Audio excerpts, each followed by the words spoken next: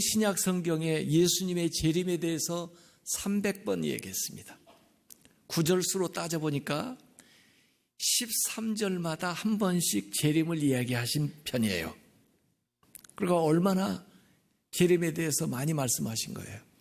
내가 곧 오리라. 네. 그런데도 성경을 읽으면서도 그렇게 심각해지질 않네요. 사실 구약에 예수님에 대한 예언이 많은데 예수님에 대한 예언 가운데 예수님이 오실 초림에 대한 예언도 있고 예수님이 다시 오실 재림에 대한 이야기, 심판의 날, 주의 날, 여호와의 날에 대한 얘기가 나오는데 초림에 대한 이야기보다 훨씬 더 많이 재림에 대한 이야기를 구약에서도 하고 있습니다. 이렇게 예수님의 재림을 많이 얘기함에도 불구하고 왜 사람들은 심지어 믿는 사람조차도 이렇게 심각하게 주님의 오시는 것을 받아들이지 않고 있을까요? 그게 궁금해요. 아마 그 종말론에 대한 이야기 학설들이 분분하다 보니까 굉장히 회의론적인 생각들이 있어서 그 종말론 자체에 대해서 그 신빙성을 두지 않는 그런 사람들이 많아지는 것 같기도 하고 또 한편 보면은 이단 사이비들이 일어나가지고 그날을 예측하고 또 선동하면서 자기들의 그 목적을 이루고자 하는 이런 종교 사기꾼 같은 자들이 그동안 많이 있었기 때문에 거기에 염증을 느낀 나머지 무슨 그런 얘기를 하면은 또 좀 비슷한 얘기하는 거 아니야? 그렇게 하고 치부하는 경향이 있기 때문이 아닐까 하는 생각도 해요.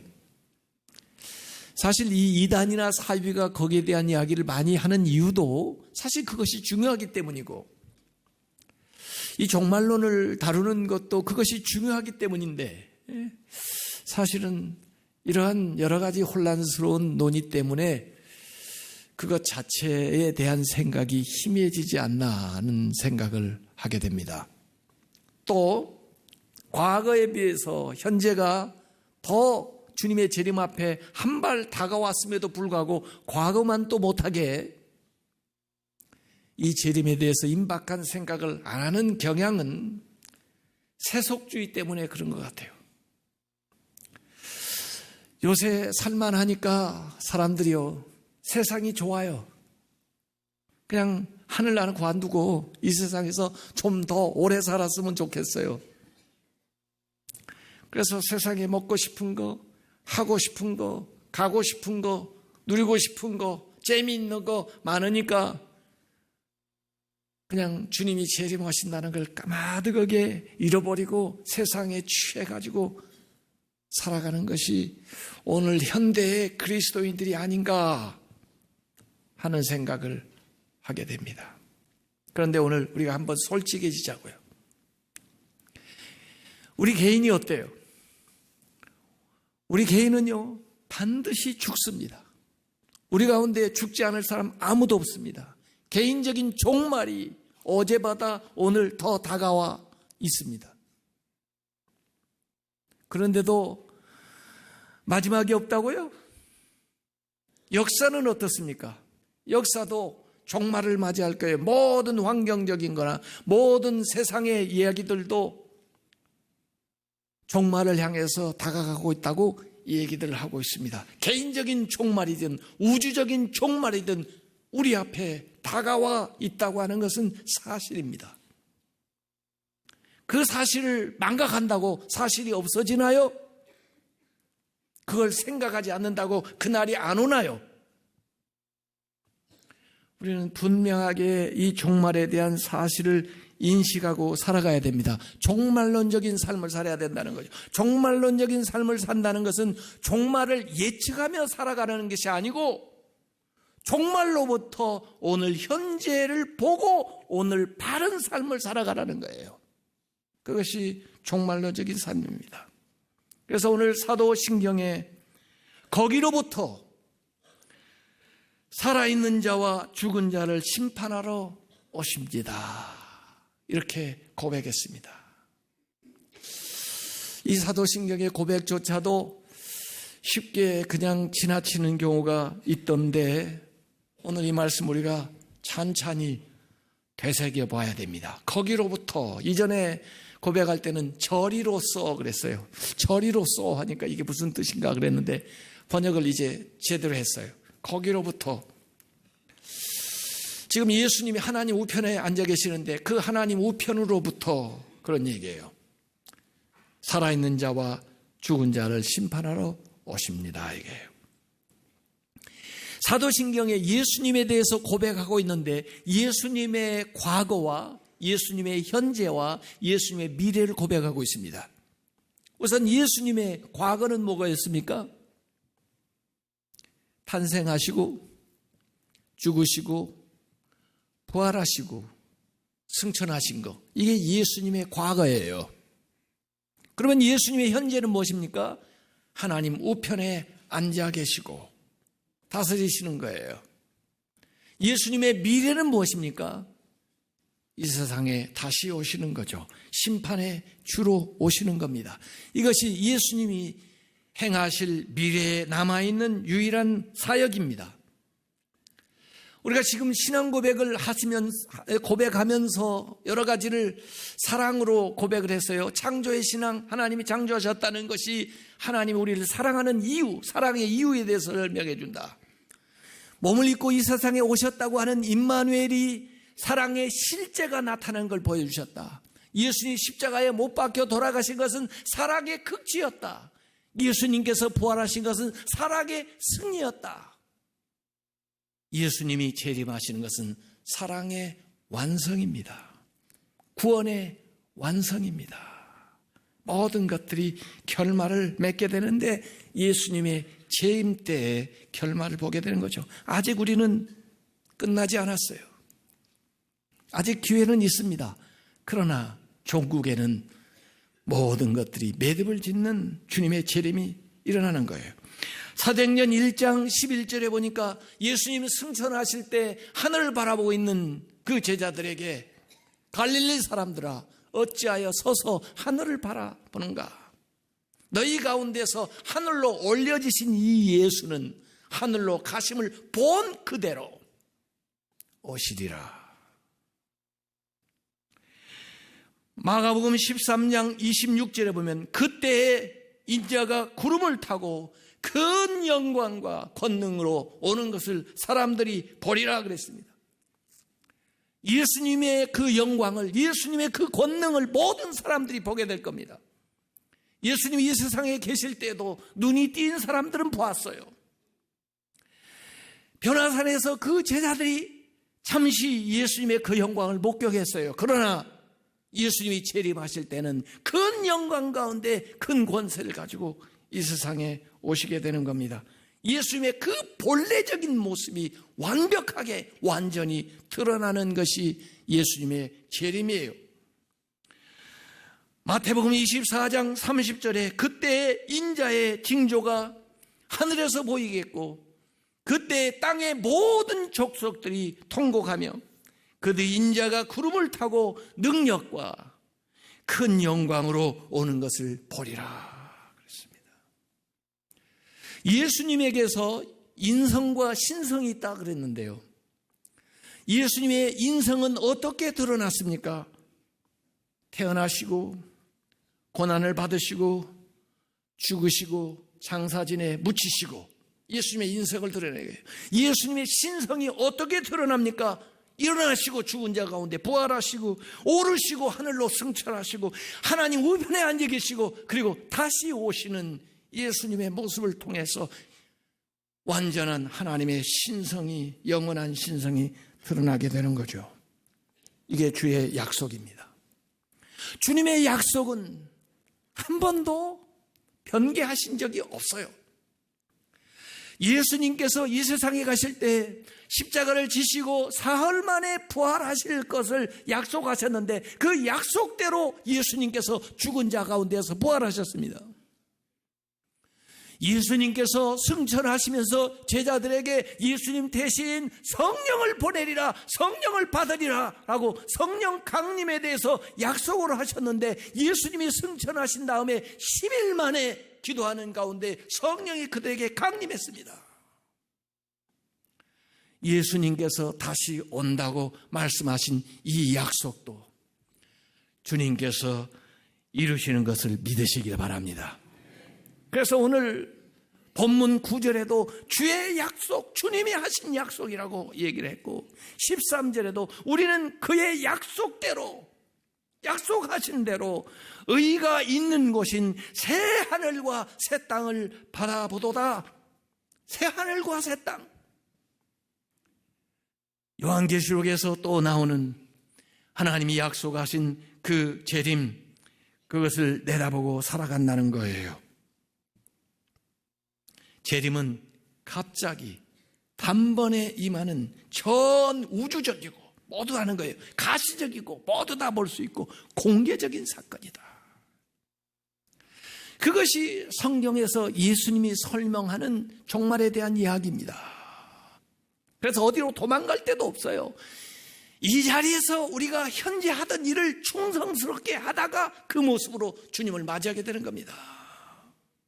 그래서 예수님의 비유는 종말에 대해서 얘기할 때 10처녀의 비유, 기름을 준비하고 있어라 5처녀 그 슬기로운 사람들처럼, 혼인잔치 초청의 비유, 초청할 때 그 초청의 우선권을 가지고 그 초청에 임해라 이런 거예요.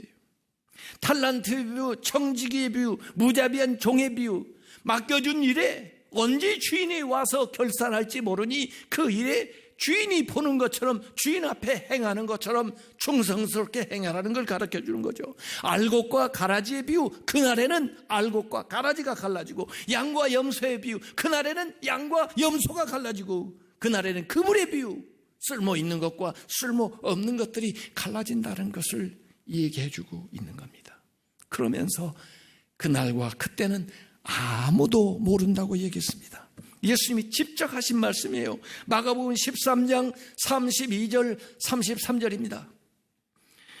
그날과 그때는 아무도 모르나니, 아무개는 아나니가 아닙니다. 아무개한테 물어보라는 게 아니에요.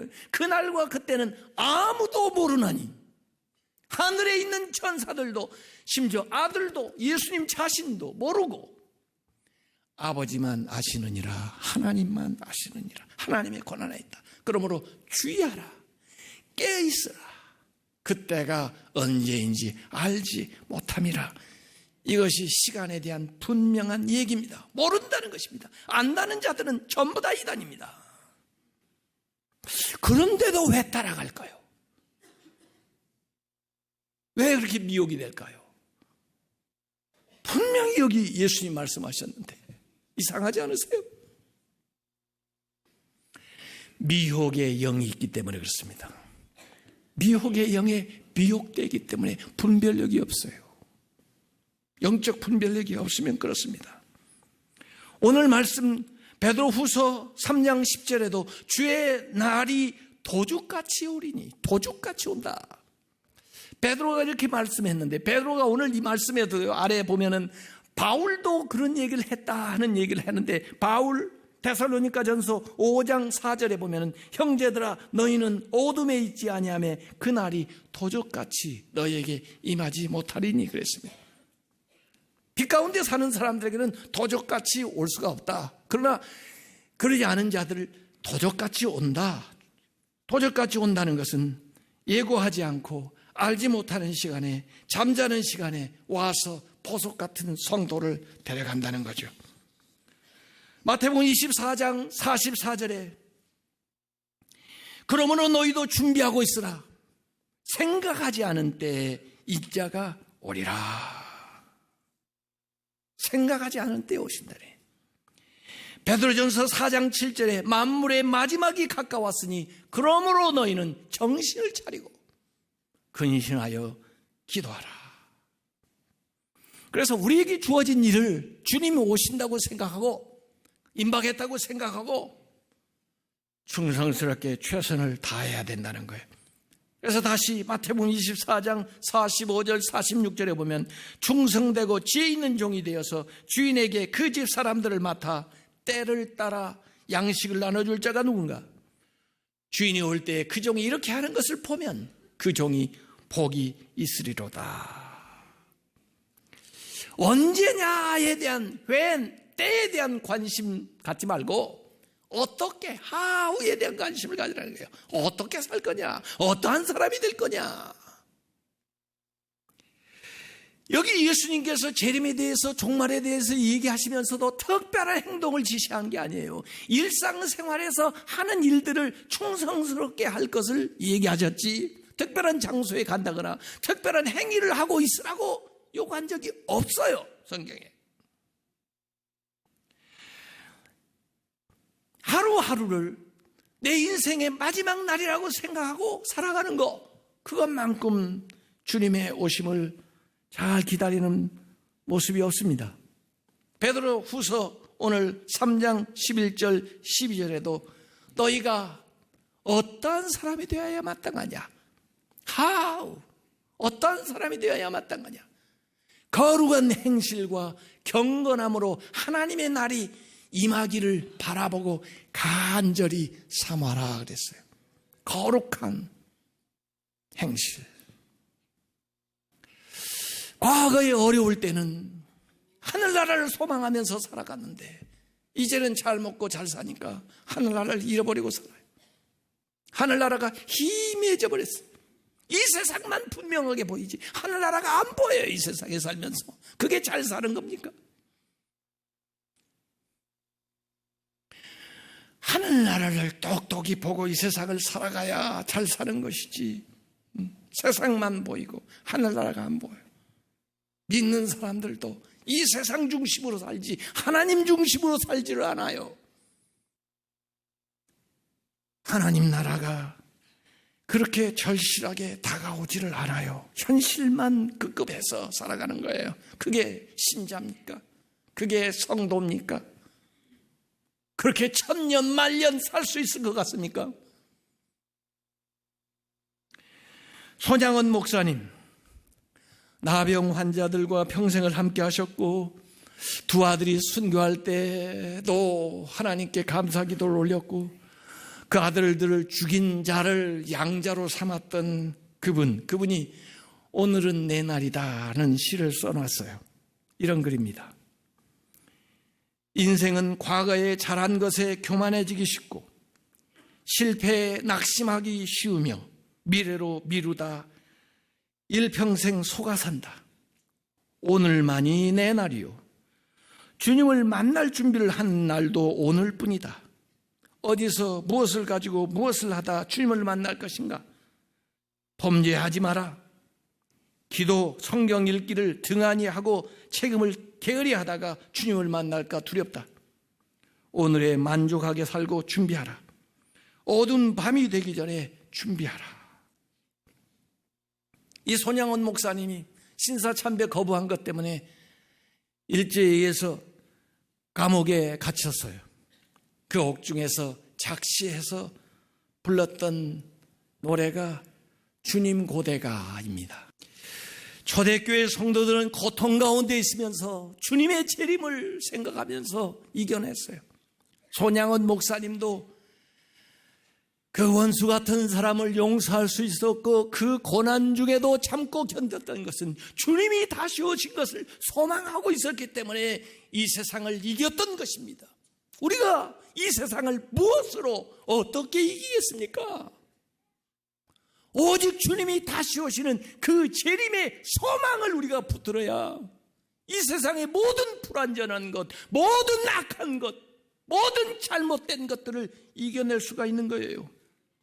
초대교회 성도들이 고난받으면서 언제 오십니까? 언제 오십니까? 왜 이렇게 늦게 오십니까? 하고 얘기하니까 오늘 베드로후서 3장 8, 9절에 주님의 재림의 지연에 대한 문제를 얘기하고 있는 겁니다. 사랑하는 자들아, 주께는 하루가 천년 같고 천년이 하루 같다는 이 한 가지를 잊지 마라. 주의 약속은 어떤 이들이 더디다고 생각하는 것 같이 더딘 것이 아니라 오직 주님께서 너희를 대하여 오래 참으사 아무도 멸망하지 않고 다 회개하기에 이르기를 원하시느니라. 주님이 우리에게 은혜의 기간을 주신 거예요. Grace period. 이 은혜의 기간을 주신 이유는 우리에게 회개하라고, 죄를 지라고 은혜의 시간을 준 게 아니에요. 회개하라고, 회개하고 돌이키라고, 하나님 앞에 돌아오라고 시간을 주는 거예요. 우리에게 시간을 주는 이유는 복음을 전하라고, 한 사람이라도 더 구원하라고, 하나님 앞에 인도하라고 준 거예요. 세상을 누리면서 허비하면서 살아가라는 게 아니고, 너에게 준 이 시간에, 너에게 주신 이 물질을 가지고, 너에게 준 이 기회를 가지고 한 사람이라도, 한 영혼이라도 더 구원하라고 우리에게 시간을 주신 거라고 말입니다. 결국은 시간이 다해서 주님이 재림하시게 되면은 진리대로 행한 대로 은밀한 것까지 다 심판을 받게 될 거예요. 양과 염소로 다 구분이 돼서 이미 그 앞에 살아간 그 모든 일로 다 갈라져 가지고 나오게 되는 겁니다. 그들은 영문도 모르고 왜 내가 이 자리에 서 있는지 모르지만 그들의 삶이 이미 그들 가려놓고 양과 염소 편으로 나눠놓는 거예요. 요한계시록 20장 12절 보니까 또 내가 보니 죽은 자들이 큰 자나 작은 자나 그 보좌 앞에 서 있는데 책들이 펴 있고 또 다른 책이 펴졌으니 곧 생명책이라. 죽은 자들이 자기 행위를 따라 책들에 기록된 대로 심판을 받으니, 악한 행위를 했던 자들의 그 모든 악한 행적들이 그 책에 다 기록돼 가지고 그 책에 기록된 대로 심판을 받는다는 거예요. 생명책에 올라와 있는 사람들은 예수 그리스도의 은혜로 그 모든 죄의 사함을 받았기 때문에, 그 죄를 도말하셨기 때문에 그들은 영원한 구원을 얻게 되는 거예요. 예수 그리스도가 오시게 되면 이중적인 역사가 일어나는데, 악한 일을 행하던 자들은 다시 일어나 둘째 사망에 처하게 되는데 영원한 불못 지옥에 떨어지게 되는 거예요. 하나님을 의지하고 예수 그리스도를 믿고 살아간 사람들은 영원한 생명, 구원, 하나님 나라에 이르게 되는 겁니다. 그것이 해피엔딩이에요. 예수 믿는 사람 모두는 마지막이 아름답게 끝나게 돼 있어요. 모든 불완전했던 것, 모든 억울했던 것, 모든 매듭짓지 못했던 것들이 그날에 가서 완결되게 될 겁니다. 아름답게 마치게 될 것입니다. 재림이라고 하는 것은 우리 모두가 하나님의 면전 앞에 서는 거예요. 구약에는 하나님 앞에 서서 살아날 자가 없다고 했어요. 왜 살아날 자가 없습니까? 죄 때문에. 죄가 드러나기 때문에. 하나님 앞에 설 수가 없어요. 감히 자기 스스로가 알아요. 그러나 예수 그리스도의 의를 힘입은 사람들, 예수 그리스도로 말미암아 그 보혈로 세마포를 입은 사람들은 예수 그리스도의 의를 힘입어서 하나님 앞에 담대히 나아갈 수 있게 되는 겁니다. 하나님 앞에 설 수 있어요. 예수 그리스도의 의 때문에. 그래 구원받는 겁니다. 죄를 범한 사람들은 하나님 앞에 설 수가 없어요. 하나님을 대면하게 될 텐데 그 모든 죄가 드러나기 때문에 심판을 당하게 되는 것입니다. 그래서 요한계시록 20장 15절에 누구든지 생명책에 기록되지 못한 자들은 불못에 던져지더라 그랬습니다.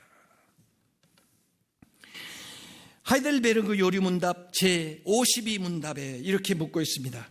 그리스도께서 죽은 자와 산 자를 심판하러 오시려는 것이 당신에게 어떤 위로를 줍니까? 답변입니다.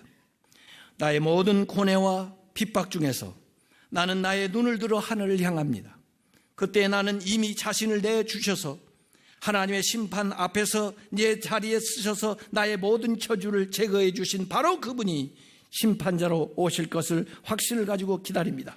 그의 모든 원수들과 나의 원수들을 그는 영원한 심판으로 정죄하실 것이며 나와 그의 모든 택한 자들을 그가 그와 함께 하늘의 기쁨과 영광으로 취하여 드리실 것이라는 위로를 줍니다. 칼빈의 제네바 요리문답 86, 87 질문에 대한 답변이 이렇게 나옵니다. 그리스도께서 세상을 심판하시는 날이 있으리라는 것이 우리의 양심의 기쁨이 됩니까? 실로 유일한 기쁨입니다. 우리는 그가 오직 우리를 구원하시기 위하여 다시 오실 것을 분명히 알고 있기 때문입니다. 그러면 우리는 이 심판을 인하여 낙심하고 두려워 떨지 말아야 합니까? 참으로 그렇습니다. 우리는 우리의 변호자도 되시고 우리를 우리의 믿음과 보호 아래에 두시는 심판주의 심판대에만 설 것이기 때문입니다. 우리는 살아서 주님을 맞이하게 되면 영원한 복락을 누리게 될 겁니다. 우리가 죽었다가도 주님이 다시 오시게 되면 우리는 영광스럽게 부활하여 변화되어 영원한 천국에 이르게 될 것입니다. 그것이 우리의 믿음입니다. 그래서 요한계시록 마지막에 22장 20절에 이렇게 매듭하고 있습니다. 이것들을 증언하신 이가 이르시되 내가 진실로 속히 오리라 하시거늘 성도들이 대답하는 거예요. 아멘. 주 예수여 오시옵소서. 아멘이십니까? 아멘. 주 예수여 어서 오시옵소서. 이것이 우리의 고백이요, 이것이 우리의 믿음이요, 이것이 우리의 소망이요, 우리가 이 세상에서 살아가는 이유입니다.